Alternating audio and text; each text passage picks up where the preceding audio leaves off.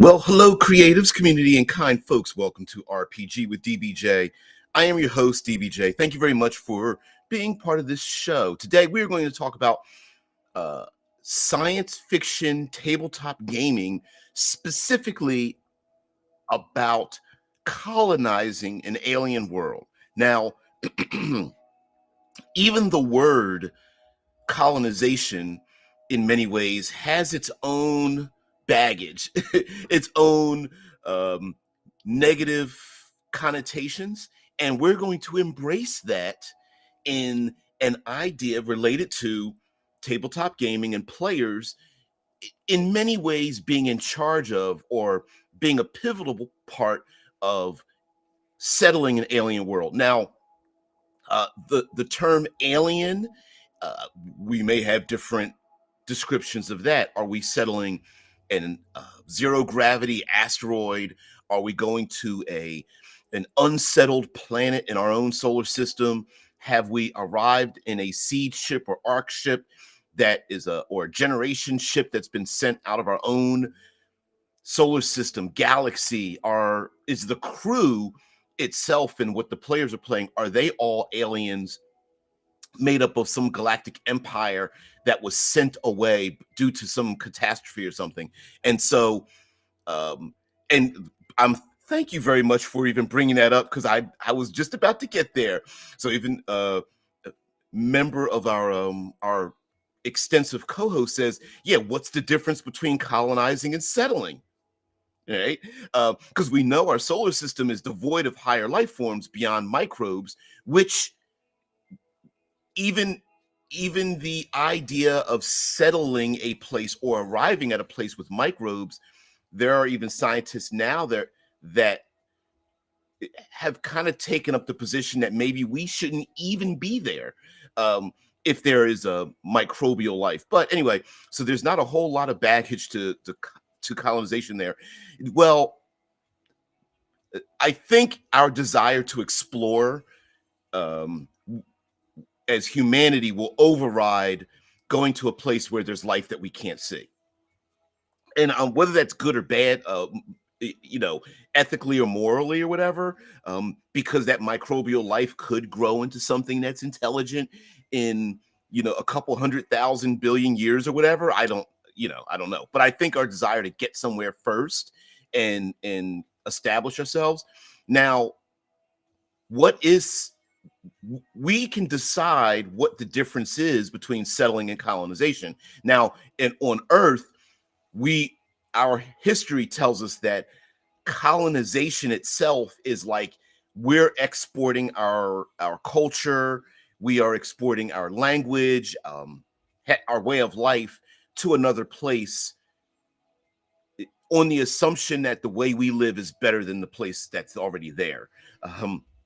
There's a pretty intense scene in the television show Shogun, and it's also kind of exemplified in the original novel as well. James Clavell wrote this book called Shogun, and an Englishman arrives. This is the 1600s, and arrives in what's known as the Japans, and Toranaga, one of these great warlords, thinks of Japan as the center of his world.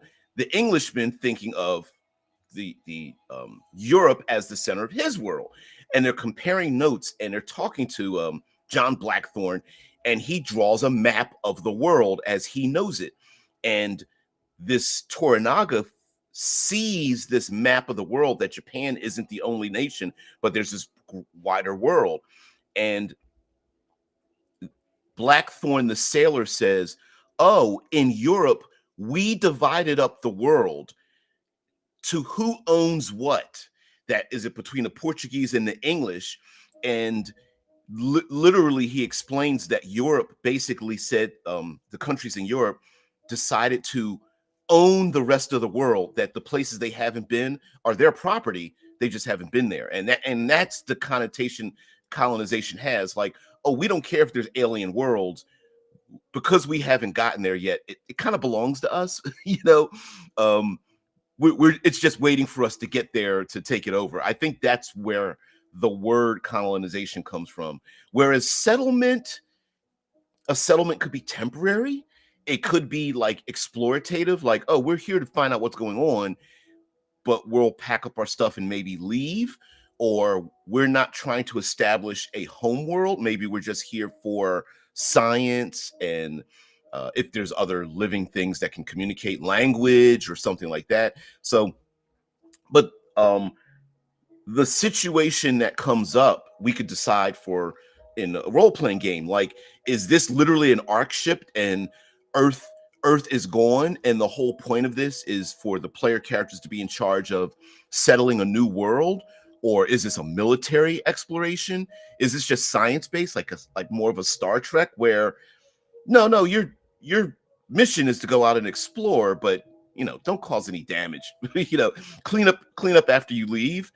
Who knows? And I think the idea of the players being in charge of that, I mean, I would love to see a role-playing game that kind of like embraces the idea of like resource extraction and um morale, making sure that the population is healthy, finding food and water, making sure that they are safe from hazards in the places that they go, um, is instilling some kind of government, whatever that government may be. If the players decide to have it, is it more of a meritocracy? Is it more of a anarchy? People just decide what they want to do. Is it based on something old, or is it a confluence of something new? I don't know. She says, yes, we could accidentally spread germs that kill all the microbes. That is a real possibility, that we go someplace that kills the life that's there, simply because we have so much like just in our gut, not even just on our bodies. Like, we have so much bacteria and stuff in our own gut, that just breathing someplace could kill all the life that's somewhere else. Or they could presume that we are another alien race, could think that we are a danger to them because of how much danger we are carrying around ourselves. Like, man, those human beings are carrying around so much bacteria and stuff like that. Like, oof, we need to quarantine you guys. Like Columbus accidentally did. Yep. He says, okay, the I don't pronounce this word, prokaryotes, uh, prokaryotes were microbes which did end up leading to our life on Earth. Isn't that with our doesn't it have to do with our mitochondria? That's was an bacterial infestation that still allows us to like process sugars and things like, it's something like that. Man, Shay says we could corrupt the microbial life with highly irregular and non-phonetic spelling system of English, but they will be beyond English in the 25th century. I don't know about that. Well, maybe there's some languages that I came up with in Obsidian Star. I was suggested to use Esperanto, which is one, and Ing is another one. It's kind of like, it's English like forward 200 years or something. So it's like today we'd only recognize about half the words because it's mixed with all the other languages on Earth, something like that. Anon says, I forgot the story author, but there was a story about invading Martians who adopt human culture to effectively cease being Martians. I wonder if what's the television show Alien Nation is a good example of like aliens coming to Earth and kind of really adopting like Earth culture, Earth language, Earth customs, but kind of mixing it with their own. I don't know, maybe if we settle other alien worlds and we find out there's other life there, would we be willing to change our own culture to fit in somewhere else? Like, I'm just making something up. Like, let's say there really is an interplanetary, I don't know, consortium or something, and Earth goes into it, and they have like, I don't know, their legal system involves like battles to the death. Would we just accept it, or would we stand on our high horse and go, no, we're about our legal system and we don't believe in your, or would we just go, oh, there's like 1,000 alien worlds with technology better than ours, maybe we should just go by their system, right? I don't know. Settlement implies the willingness to settle, okay? To settle for a meal of of the carcasses of your loved ones. If my thoughts on the matter are to be beloved, Donner Party, Rasputinita, yeah. If things get really bad, what happens. Heck, side note, uh, I'm gonna give you guys some, if you don't mind, I'd like to give you guys some homework. So I need a word that describes what it takes to keep a human being alive for 1 year. So all the oxygen they burn, how much heat they produce, the waste they produce, how many nutrients they need. I need a word that describes that, because I'm going to use that word to describe a form of currency. Like how much, now I don't know how much, you know, what a human needs and what waste they produce in 1 year, but I want to use that as a measurement of currency. So if you guys ever come out with that, why is my background so, all right, we're going to go to alien worlds here. Let's put this, no, let's go for a jungle. Sorry about that. So a another aspect I think of, like, of selling a world now, yeah, currently fighting over microbial colonization myself. Yeah. Yeah. Oh, forgot to put the overlay in. Yeah, that's kind of funny because hey, when we get sick and ill and stuff like that, yeah, I mean we kind of are we're kind of a uh a bit of uh, a type of colonization unto ourselves, right? Like when it comes to those kind of things. So carrying that around, you don't want a cold when you're going out in space. Which let's begin with that fact, okay? So player characters, and let's just make this as, let's begin with this as innocent as possible, because we always devolve into the darkness of this, of human beings going on some alien world, and I don't know, eating our loved ones and stuff like that. We like to devolve into that. But let's begin innocently. Starship goes off. The PCs are part of are in charge of settling a place. And in the beginning, we can decide why they are settling. Like what's the initial reason for settling in the first place. So that settlement could be simply science, that there is a home world, there is we do have a a mission of sorts, and there is connection back home, and even the ability to communicate back home, even if sending a signal takes hours, days, weeks, months to reach back home, there still is some tangential relationship with back home, and that may have an importance because there may be a connection to government, a connection to economics. There may be other settlements that may arrive that are either for or against the player characters, maybe from different governments that exist back home. And loyalties to home and getting away from home may also give us some kind of like social dynamics. Dare I say, like mutinies and things like that may happen. Some people may be very loyal to back home. Others may say, wiping their hands, which I feel is a real, much more of a real possibility. Like, listen, we're not home at all. There's no oversight. We can do whatever the hell we want.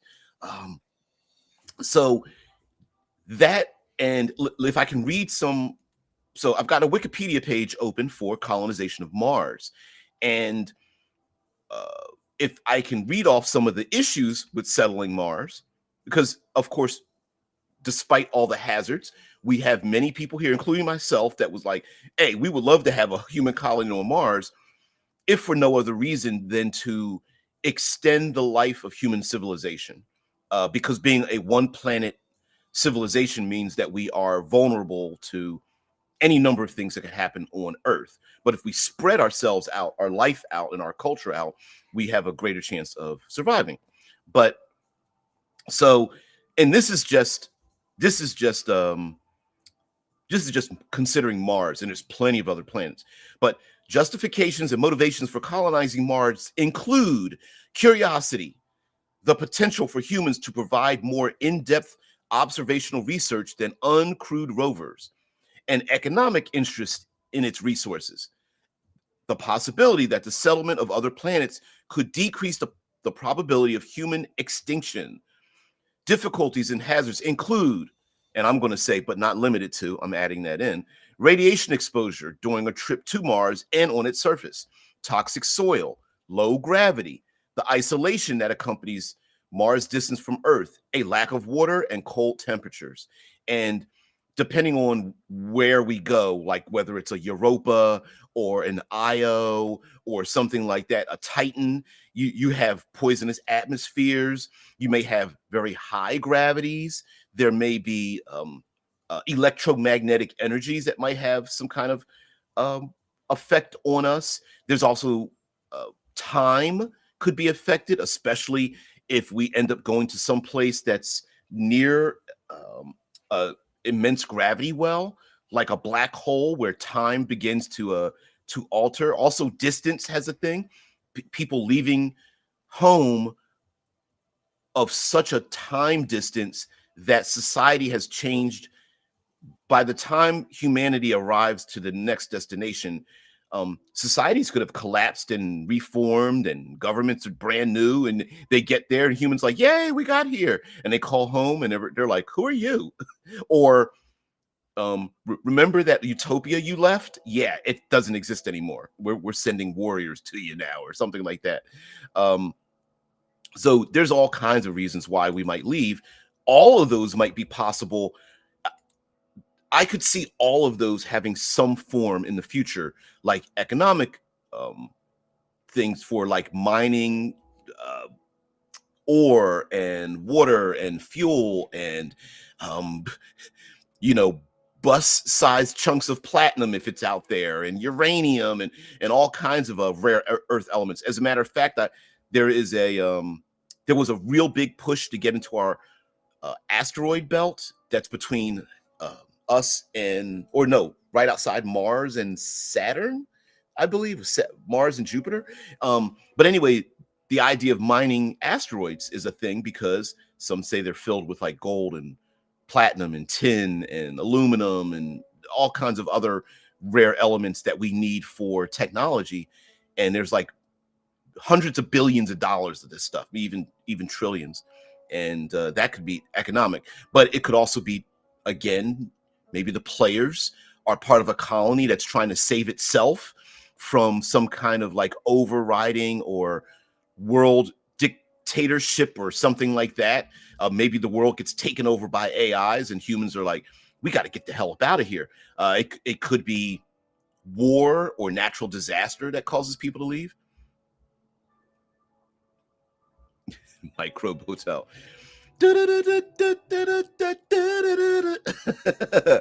Little microbe hotels could be. Could meet alien races to have more in common with our microbes than ourselves. Like, all right, humans, could you shut up? I'm trying to talk to your gut bacteria, because we're seeing eye to eye or something. I don't know. Yeah, Space Invaders, a movie about hapless Martians that intercept a rebroadcast of War of the Worlds and launch an invasion of Earth. Really? That's funny. That's hilarious. Yeah, aliens that don't understand what our entertainment is and take it for real. We've seen that plenty of times, even comedically. Although it could be the opposite. Maybe other aliens think that humans are entertaining, and that our planet is based around entertainment because everything they see is so fun. Um, but I love the idea of players having to juggle, uh, discover, harness, and then juggle distribution of resources while also having to do something else. Like, for example, the players may be tasked with assigning who has to clean the air scrubbers and clean out the latrines and feed everyone. And even though those people are like, listen, I'm a triple master degree and a double doctoral ownership, and the PCs are like, here's a mop, here's a bucket, clean the damn toilets, right? I'm not asking you, or something like that, right? I mean, that's a possibility. Here even today, there are here in the States, there are many people that are like, oh, I would never do that job. It's below me. And yet everyone's looking around like, why isn't anyone doing that job? Right? There are lowly jobs people need to get done, and PCs may have to assign people to do that. There could be in the television show Battlestar Galactica, they had that situation when the fleet of ships was leaving, and there was a ship part of the fleet that were the blue collar workers. They were the trench workers that were, producing food and water and things like that for everybody else. And they're like, all right, I get that everyone needs to eat and breathe and needs water, but what about us?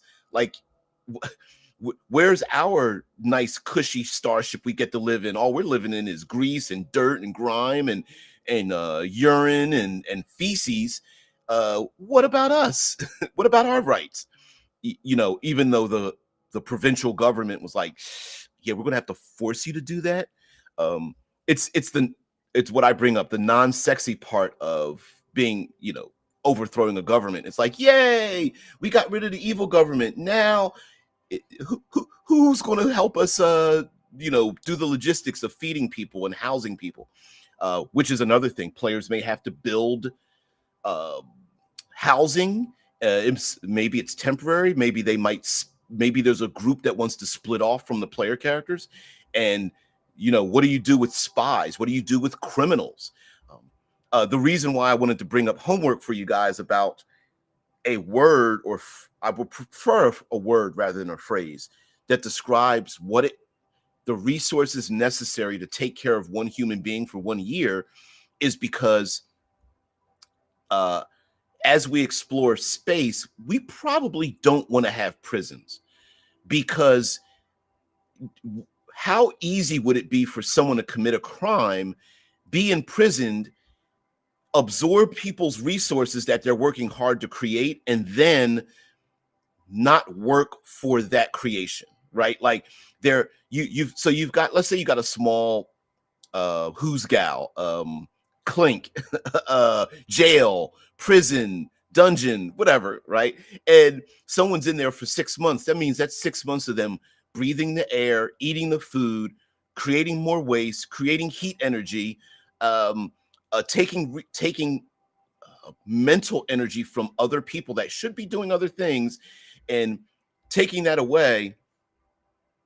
Yeah, I'm trying to think. Yeah, thank you, Dead Man. Like, I'm trying to think of a word, and then use that word as a form of currency, so that and that currency becomes a trade, if you understand what I'm saying. Like, so instead of trading chickens or gold or water or oxygen, or I don't know, aluminum or something like that, I was like, wait, what would it cost to take care of one human being? And then that's the cost of different things. So if you have like 5 man years or something like that, or yearmen or whatever, I don't know, some permutation to that, then that means the person who has 500 of those credits, or whatever, however you want to call it, would be different. The reason, sorry, side note, I was watching a video from a YouTuber that I found, um, just in time worlds, just in time world, or just in time world builder. I think she's South African, and older lady, really cool, and talked about economic systems, and how sci-fi credits are so overused that we should come up with new things. And it was like, I think that would be kind of a cool way to describe an economic system. Like, if someone's got 500 man years of value, they are very rich, because that means they could literally keep 500 people alive for 1 year, or at least themselves alive for 500 years. In value, if that makes sense. Which means that some criminals might be worthless because they are absorbing a year's worth of resources without doing something. Sorry, side note. Okay, hard turn back into what we're talking about. Of course, we can't just fall on and to a general world and just go like, oh, we're just going to have let's see, we're just going to go to a lifeless world with nothing there, and we're not going to have combat. We're not going to engage in exploration. We're just going to have the PCs walking around trying to figure out what to do and where to do it. Now, some people would find that to be pretty fun, a fun thing to do, whereas I'm bringing up the idea that this is just the icing on the cake, right? So, for example,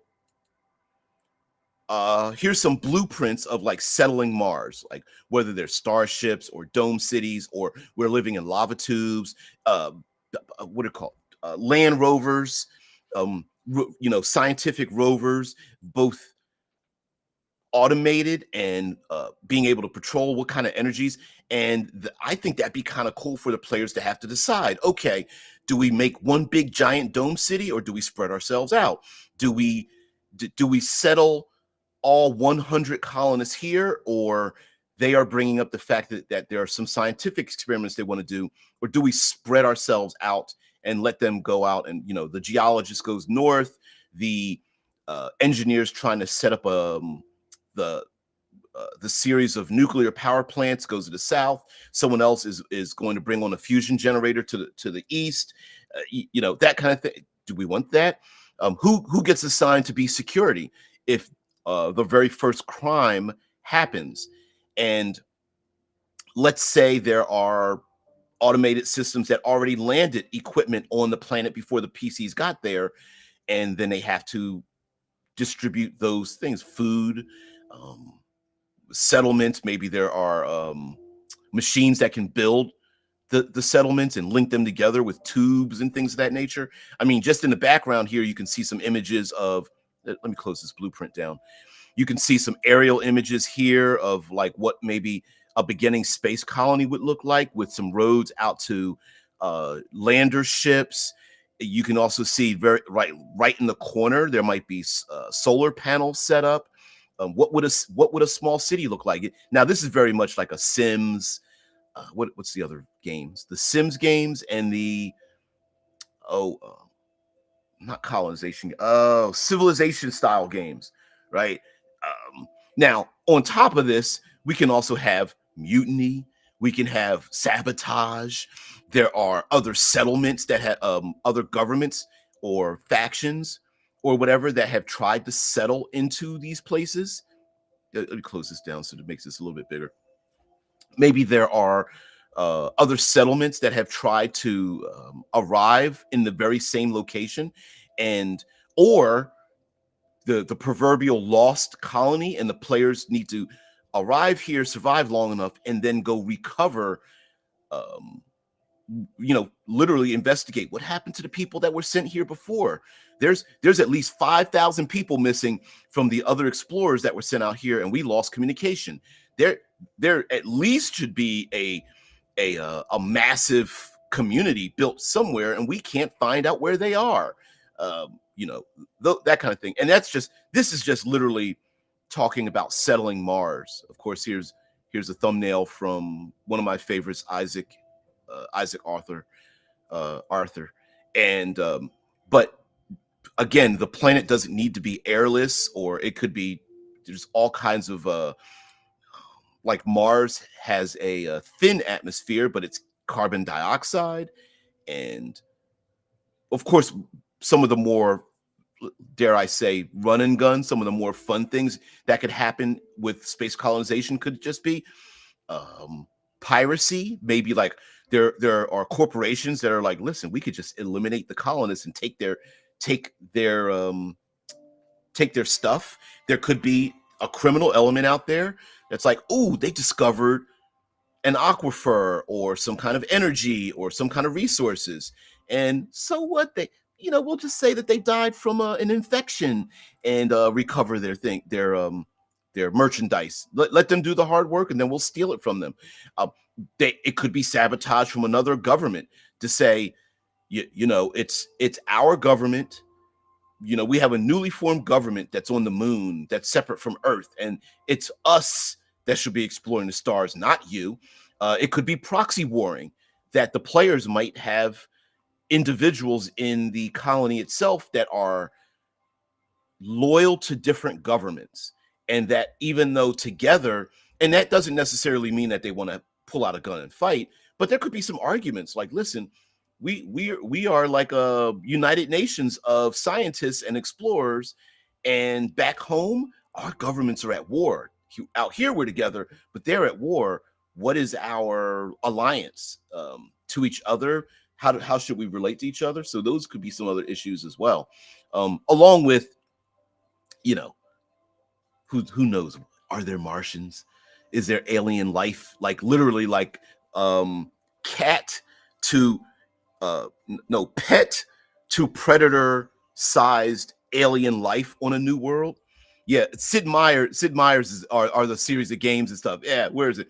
The game Sid Meier's Alpha Centauri had colonization pods that will fall to the planet that you are colonizing. I remember playing that game. And spoiler alert, at least one version of that game, the planet itself was sentient and sending out like psychic signals. And that kind of was like the end. As you became more successful against the other colonizing factions, and I believe if we want to steal from Sid Meier, Sid, there's Alpha. Let's see if we can find this. Sid Meier's Alpha Centauri. Let's find. Yeah. When was this game? 1999. Yeah. Yep.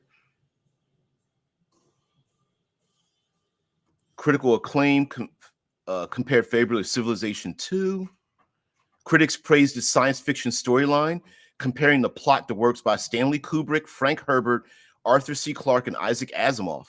The in-game writing, the voice acting, the user-created custom units, and the depth of the technology tree. Yep. Because it depended. You could pick a type of I don't want to say like governmental system, and whichever one you picked, whichever faction you picked was the one that you represented, and then all the other factions you didn't pick were the ones against you. Let's see if I can find out some of these names. Okay, here we go. All right, so the leaders in Alpha Centauri comprise. There was Gaia's stepdaughters. There was the Human Hive. There was a University of Planets. There was Morgan Industries, the Spartan Federation, the Lord's Believers, and the Peacekeeping Forces. And then there were seven additional faction leaders in Alien Crossfire, included the Cybernetic Consciousness, the Nautilus Pirates, the Free Drones, the Data Angels, the Cult of Planets, the Manifold Caretakers, and the Manifold Usurpers. And you can kind of feel like what do you call the titles of these factions? You could lead to what their purposes were. Like, for example, in here, they talk about each faction excels at one or two important aspects of the game and follows a distinct philosophical belief, such as technological utopianism or a Christian conclave, free market capitalism, military survivalism, Chinese legalism, UN Charter humanitarianism, environmental Gaia philosophy, and things like that. So that could also be a yeah. Deadman says the game had mind worms. Yep. I remember that. The game also had mind worms, and if you were attuned enough to the planet, you could take over mind worm colonies. Yeah. Always what is it with our body horror eldritch obsession with like alien things probing into our orifices? There's like a weird fear, legitimate, of tentacle, worm-like, maggot insectoid, centipedal, moist, undulating, uh, um, I don't know, objects going into the various holes in our body. And humans have a lot of holes. We've got a lot of holes. I think Vsauce did a video about the number of holes in the human body. Let's see if I the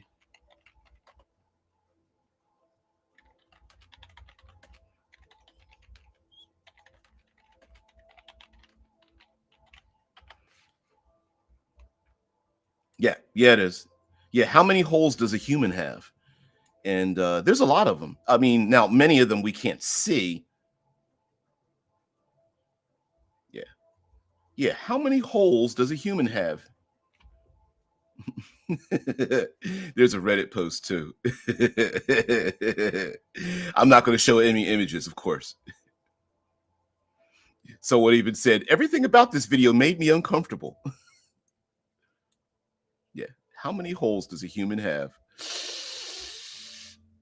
You just stop counting at one. All right. Now, um, let's come up with some plot elements to tell a story about human. Oh! I apologize. Settlement, colonization.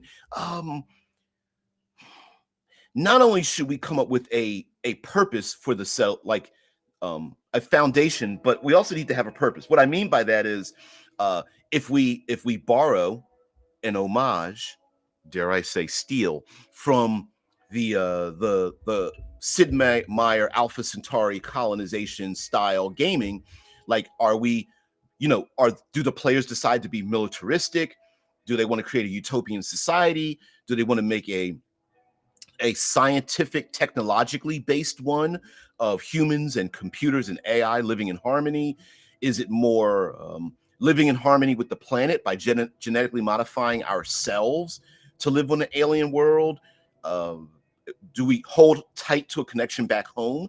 And this is just this is just a way station. We're not really even here to make something new. We're just making essentially a transient station to move on to do something else. Is this scientific exploration to study new energies and new ways of extending human life, and um, so on and so forth? Or maybe a place to actually perform experiments that would be far more dangerous elsewhere, but on a thin atmosphere world of low gravity or something. Maybe it's a little bit better to do it out here in space than back home.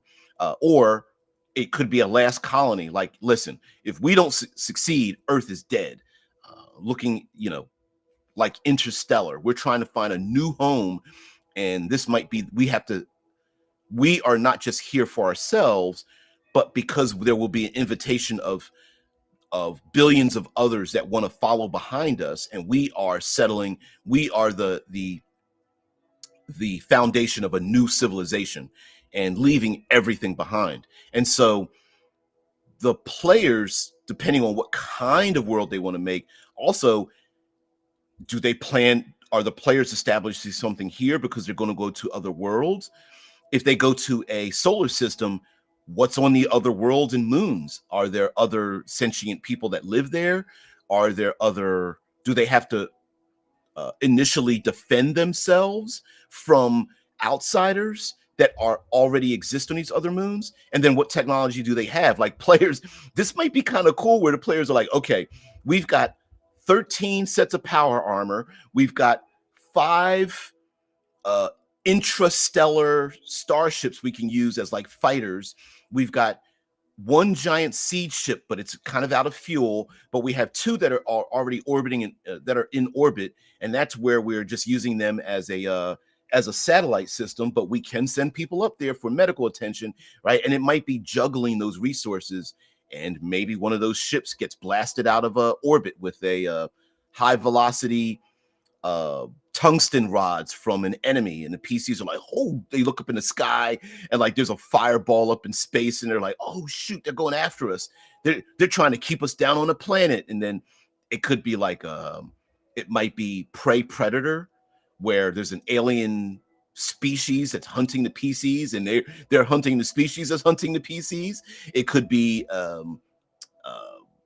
you know, skirmish warring, where there's other aliens in their own outfits filled with their methane gases, and the PCs are there, and it's like, hey, they're wearing power armor too, and we got to take them out before they take us out, and keeping the colony safe from these outsiders and whatnot, and fighting for sentient dominance in a place.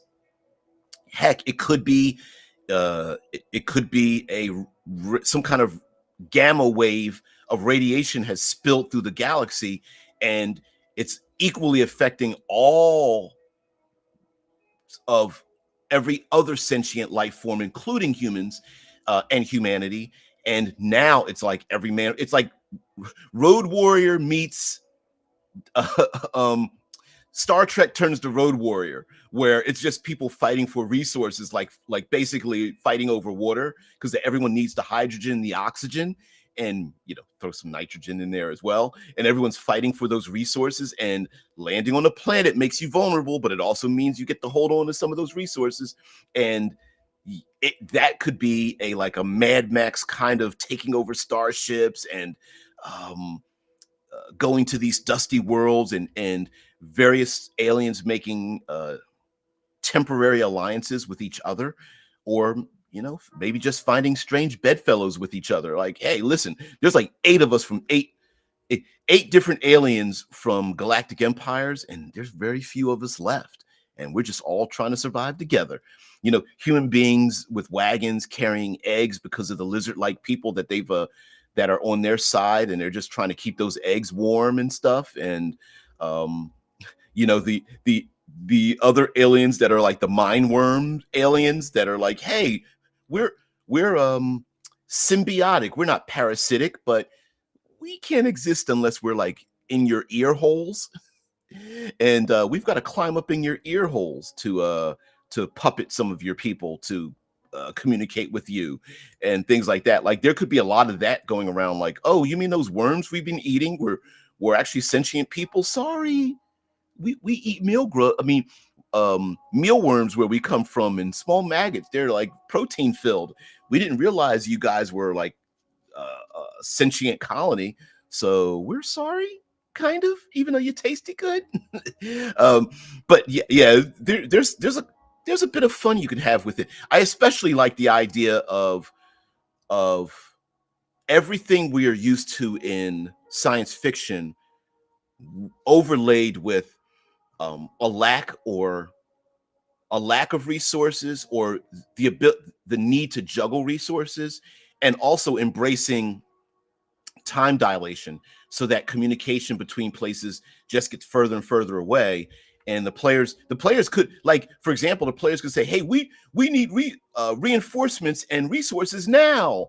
And it's like, oh yeah, they get the message in 3.5 weeks. Right?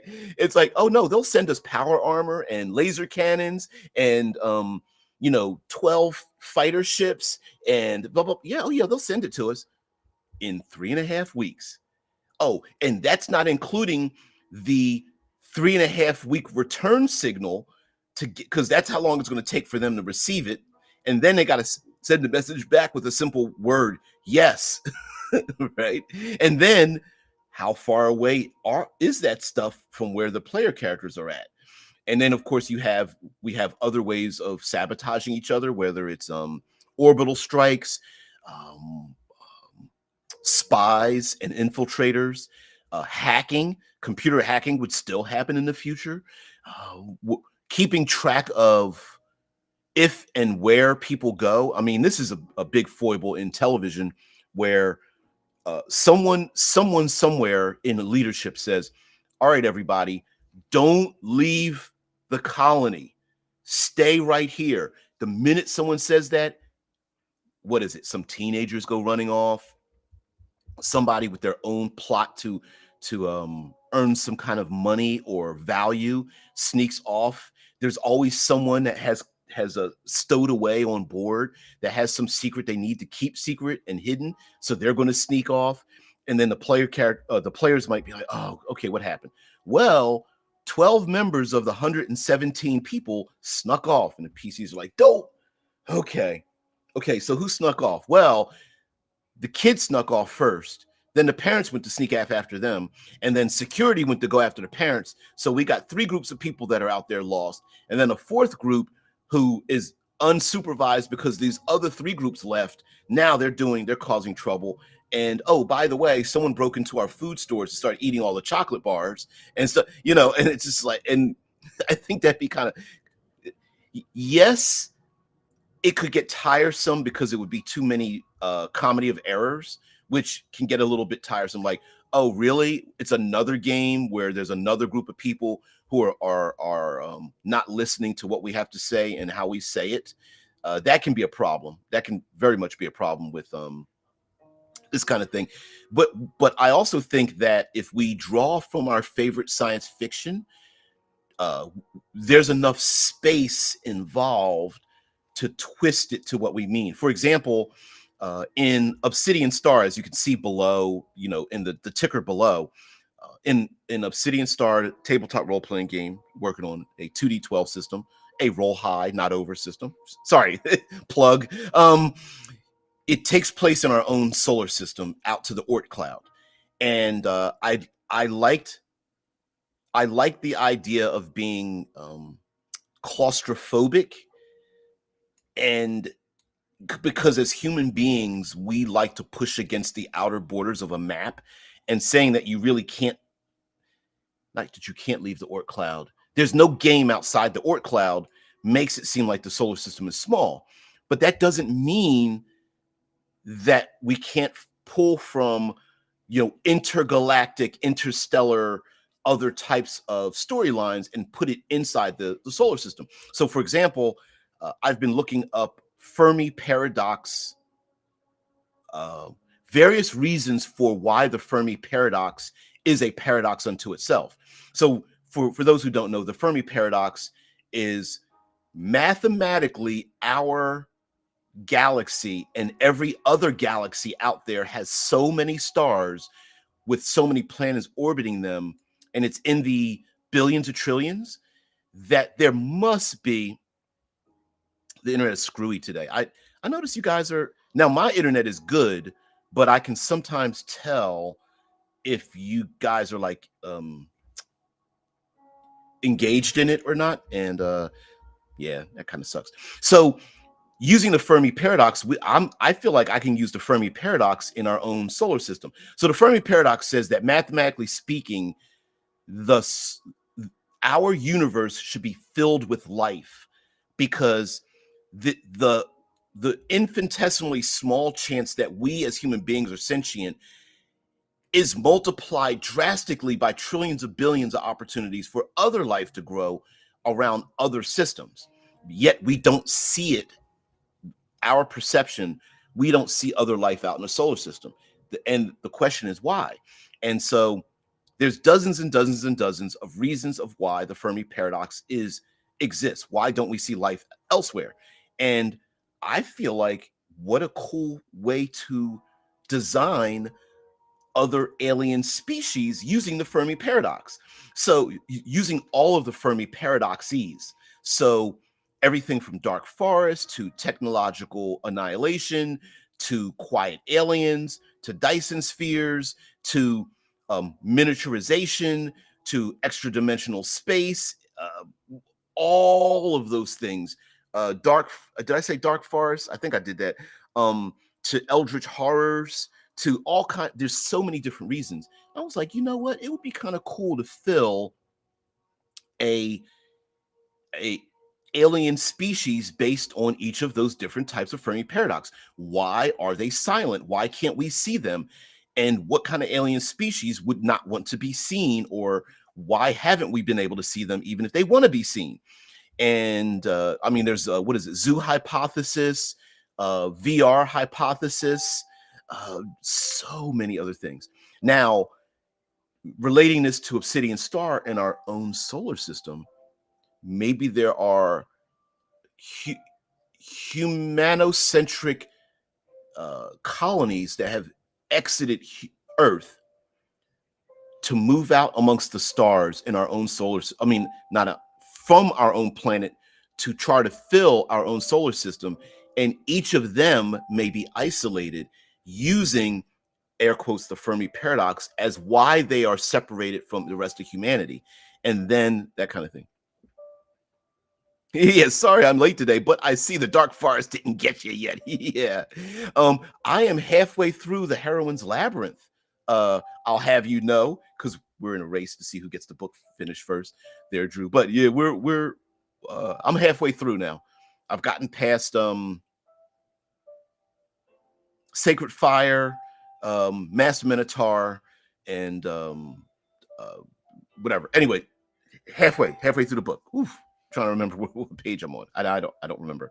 Um, but yeah, using so we should. Oh, you know what? Maybe we will do a couple days on Fermi paradox and the different types of reasons why we don't see aliens, and then we can end the episodes on how I would use that to design human habitats based on Fermi paradox. So to give you an insight into what I'm thinking. So for example, VR hypothesis, the idea that we ourselves, well, there's actually two versions of this.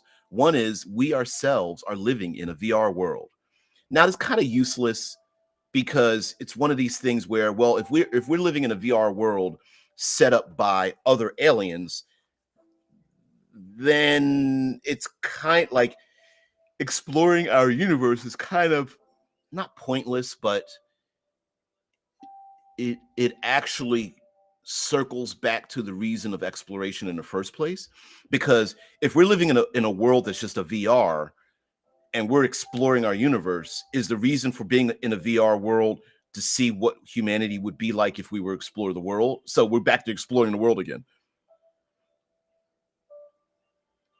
Yeah, I'm just right past the captivity bargain. Yes, the truth is I'm I am in the captivity bargain. I think it is not yet half. Yep, I'm just past that. So I've gotten past the triumvirate of the captivity bargain, or there's the sacred fire, which is the triumvirate between the heroine, the native culture, and the master minotaur, and then right after that is the captivity bargain, and I just finished that part. So can we hack that world then? See, that's the point, right? But do we hack that through our interactions with each other and exploring the world, or is it true hacking? Can you can a sentient being in a VR world hack that world? I don't know. Kylie, hey, it's been a while. It's been a while. So, yeah, we have to colonize other worlds to spread our microplastic empire. We are carrying a lot of microplastics. Wouldn't that be funny that we go out and explore the distant alien worlds and there's a whole intergalactic empire? And when we go out to the intergalactic empire, they go, you know what? We would have invited you, but like, you got to recycle those bioplastics inside your body. So we're going to have to say no to including Earth. So sorry. Right. Like, what series are y'all talking about? Okay. We're bringing up a number of things we're talking about. So let me type this in. It's called the Heroines uh, uh, Labyrinth. By Liz Burton. I could find a thing. I think I misspelled it. That is a book that I'm reading. I happen to be acknowledged in that book at the end of it. So I have nothing. I had nothing to do with writing the book, but my name is in it, which I am very proud of, by the writer, because I did a video on this gentleman's dissertation, and I didn't realize that the video that I did was the very first video done by an outsider, and I was one of the first people to interview him as an outsider, which I was very surprised. The book is on Amazon. Whatever. I just received it. Um, it is a contra thesis to the heroine's journey.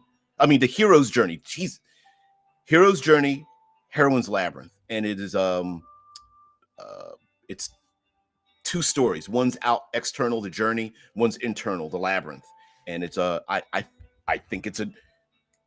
I was impressed by the foundational parts of it. That's it. That's what that's about. Yep. Yeah.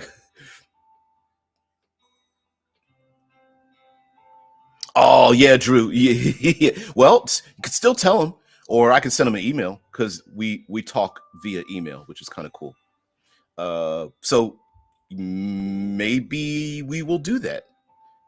Or you know what? I will try to. I know he's on a book tour of sorts. I will send him an email, and then we can maybe do that. And because I'm sure he could just correct the mistake in other.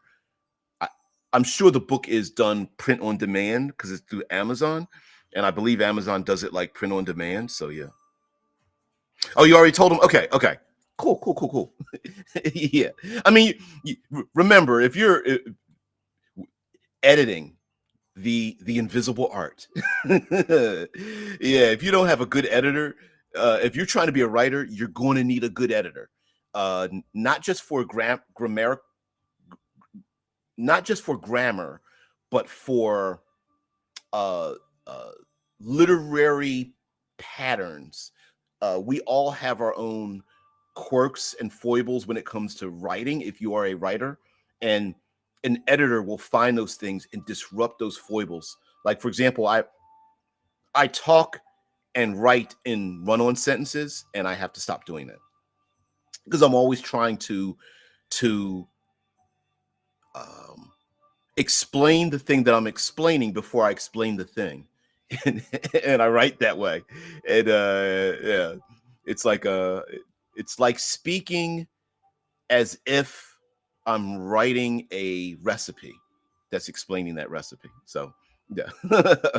um, I was also talking about the Fermi paradox, especially the very long series done by Isaac Arthur, and I thought that would be cool. So VR worlds, but there's uh here's another laundry list. What if other aliens are in their own VR world that they've gone internal instead of external? So we don't see other aliens because they are in their own VR world.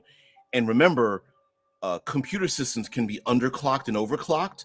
So they could be living thousands of lifetimes in the span of weeks, or they could ramp the time down so that every year to us is a single hour for them, extending their life out, powering their VR world with their own sun or star or a black hole or something.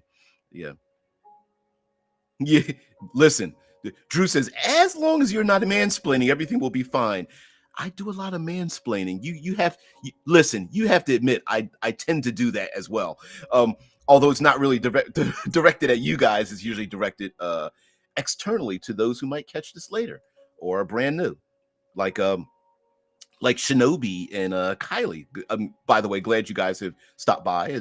I know the N King hasn't been here for a while, or might be catching it later, and other people, names that I can't think of, Zamora and everything. Dead Man's always hanging in the background, dropping in nuggets of knowledge and things like that. So thank you guys for just being part of the show. Hunt is always here as well. Aderlin, Aderlin. I know I'm mispronouncing by placing the improper emphasis on the incorrect syllable in your name, but you get the point.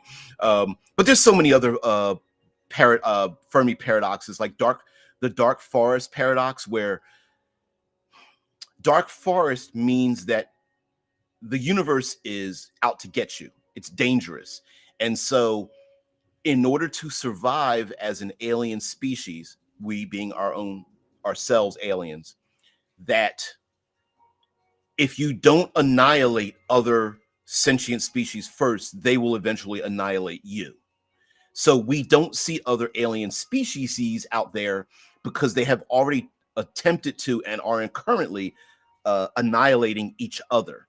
And and the Three Body Problem book series is about another alien species that basically told humanity, you guys are bugs and we're going to eliminate you before you get too technologically advanced to challenge us.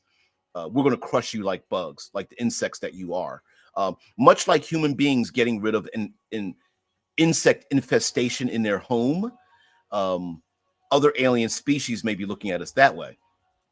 So what if there are, like using Obsidian Star as an example, what if there's a habitat that's out there that's building their own army because they know that the minute we start knocking at their door, they're going to have to fight us off because they don't want to get eliminated.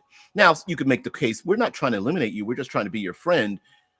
But given extended lifetimes, it may all devolve down into caveman mentality. I'm going to kill you or you kill me. It might all be predator prey.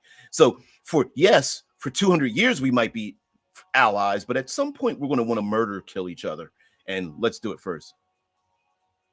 Yeah, getting rid of bugs, hell, that's why we get rid of each other. Yeah, exactly, right. And who's to say what those bugs are? Sometimes those bugs are thoughts and feelings. Sometimes those bugs are governmental systems and economies. Sometimes those bugs are people that just annoy you. or hell, even today, I guarantee you, we despite the fact we're all living on Earth, we already have people who live in their own bubbles, who exist in their own communities, regardless of outside influences. You could literally pick people up, put them on a space hab, and they wouldn't know the difference between life here and life in a space hab, if you understand what I mean. And I mean that through their mentality, that there are people who live in such a bubble that they don't allow other things to invade it. And technologically speaking, it's actually easier for us to live in a bubble than it is to open up our minds. The idea of the interwebs was we would have all human knowledge at our fingertips and we would all be enlightened. That's not the case. It's actually there's actually too much information, and to organize that information, it's far easier to shrink our mindset down into a small compact system and ignore everything else outside of it, which is really funny because there's like people who are just like, you need to open your minds to reality. And it's like, well, where are you getting your information from? One specific source and no other place. Like, people are hypocrites in the most blatant sense of the word, and yet people are just like, it's crazy. It's like it's all the fallacy, the argument fallacies, and people are just embrace argument fallacies to the point now, like, because I believe one person, everyone else is a liar. It's like, yeah, that's, someone who just graduated 7th grade is not someone more intelligent than an entire community of professionals and scientists that are constantly challenging their own presumptions of a thing through scientific method. That's just, no matter what that is, it's crazy. Also, lastly, before we get out of here, I just want to say thank you to you guys for just being part of the show. I really do appreciate it. Very slowly, I am going into the document for Obsidian Star. I'm talking to you there, Dead Man, and everybody else. I'm slowly changing the art. I'm slowly changing the layout. I will be improving it because I have a ton of notes written down. It's just difficult for me to do that because when I'm at work, I can't get into the file, or it's difficult for me to get into the file when I'm at work just because of the lag. So I have to write everything down. I've got like a book in front of me. Like I use these little khaki colored 5x8 books, and then they have like you can't even see it really. It's like a graph paper on the inside and stuff, and then I just fill them up with things written, always writing notes. Anyway, thank you very much for being part of the show. I really appreciate it.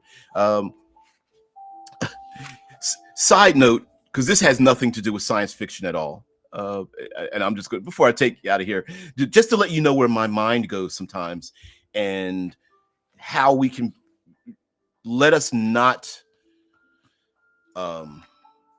be dissuaded when we are inspired by things. So many moons ago, um, I wondered where words came from. And I told you guys that when I was younger, like there was a period of time where I would literally read through dictionaries and thesauruses that would keep me sane. I don't know why I did it, but I did it. So I became obsessed with the word henceforth because it was one of these compound words that I was just like, where did it come from and why did we have it? So I went down a rabbit hole of like looking for compound words. Let's see if we can show this here. So I made a list of these compound words and where they came from and what they meant. And of course, there's a good reason why we came up with compound words, but we don't really use them very often. And I've listened to many podcasters and YouTubers. And for those of you that are outside the states, there are some really interesting verbal intricacies that I've heard. Like, for example, I've heard people use the word whilst. And here in the States, we don't use the word whilst. We use while, like meanwhile, or while I am doing something. But the word whilst, we often don't use. And I always thought that was kind of cool. Yeah, Drew says, yeah, English has not enough compound words. And so I had, okay, so my list here, if I can blast your ears with complete idiocy here, is henceforth, notwithstanding, wherewithal, therefore, however, wherefore, nonetheless, howbeit or albeit, withstand, insofar, whatsoever, heretofore, thenceforward, moreover, hereto, furthermore, nonetheless, although, such like, insomuch as, aforementioned, and hereinafter. Now, there's actually more of those because there are actually permutations of the one I just read. So that led me down the pathway of Victorian English, which led me down the path to Europe coming over and settling the United States, which and and then anyway, sorry, that just led me nonetheless. Yep, nonetheless, I have that down here. That's like number, I don't know, 17 or something like that. I think I wrote down. But yes, none to this.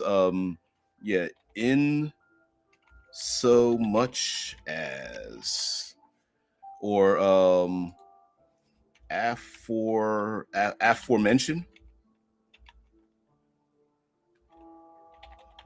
I think I spelled it right. Yeah, there's so many of those. Yeah, terms one uses when attempting to sound erudite. You know what? I every once in a while I get this thing where I'm like, I'd like to use these words. I if I'm slick, I can slip one or two in about every week or so, but it's a little difficult to do it in a normal conversation, right? In so much as using it in the conversation we're having now. Although, nonetheless, it's very difficult to use these in common parlance. Oh, yes, I talk with my teeth closed and my pinky in the air. I use words, verbs, and vowels like A, E, I, O, U, and sometimes, uh, anyway, sometimes I crack myself up. Anyway, guys, have a great weekend. Thank you very much for being part of the show. I really appreciate it. If you're brand new, you accidentally left your player on and you've gotten this far along and you're not asleep yet, please like, share, subscribe, hit the notification bell. Do the damn thing. Help me defeat the algo aliens. And thanks for laughing at me there, Kylie. And please, you know, come up with some ideas. This show isn't just about me. I benefit from it because I like interacting with you guys, but maybe there's something you guys want to talk about. So there you go, Anon. I love the honesty too. Like, I'm not getting out of bed to change the battery. So before you hear another beep beep and you hit like 3% or something like that, guys, have a great one. Have a great weekend. And hopefully, I'm just letting you know, Monday there probably won't be a show because I'm going to the solar eclipse that's cutting across the United States. So April 8th is a Monday. It will be happening. Let's see, solar eclipse, 2024, Cleveland time. So it will start around 2 p.m. Monday for us here in Ohio, and then the maximum eclipse will hit at 3:15 p.m. and the end of the eclipse will end around 4:30 p.m. So, yeah, been planning this for like 5 years, literally. Gonna tape it. What I hope to do is record it, and then I'm going to use it as maybe my background or something like that, and put it on loop. So yeah, don't get abducted by the aliens during the solar eclipse. Then, well, I don't know. I mean, I think I think my rectum's pretty good to explore, and most people aren't very prideful of anal probing, but I think that's because they don't have a pride in what they have up in their anus. And I think the aliens would like to. I think they get a lot of joy from it and knowledge, and repeat viewings, explorative things, and maybe inviting their friends. So don't end like the filmmaker in Nope. Yeah, DBJ looking up in the sky like, what the? Yeah. Audrey 2 showed up during an eclipse. What is an Audrey 2? How is an Audrey 2? Why is an Audrey 2? The second? Is that a I don't know what happened there, Shinobi, but I don't see it. Or let's see if something does show up. Oh, yeah, there it goes. Laughing at it. Yeah. Oh, Little Shop of Heart. I'm so stupid. I am so stupid. Yeah. Little shop of hearts. Yeah, so funny. So, guys, thank you very much for being part of the show. Let's share this out here and take us out on an imagery from Little Shop of Horrors. And what great puppetry. Oh my God. That's the movie version. It was so funny. Excellently done. Yeah. Guys, have a great one. Thank you very much for being part of the show. Thank you for laughing at me. And my I'm glad that you find it funny, that you think that I'm proud of my anus. But I mean, if you're not proud of what's inside of you, who else will be? Guys, have a great one. Thank you very much for being here. I'll see you guys bright and early Tuesday, 6 a.m. Eastern Standard Time, the afternoon across the pond. Guys, I'll see you later. Peace and tranquility. I'll send you out with a little bit of Obsidian Star placards.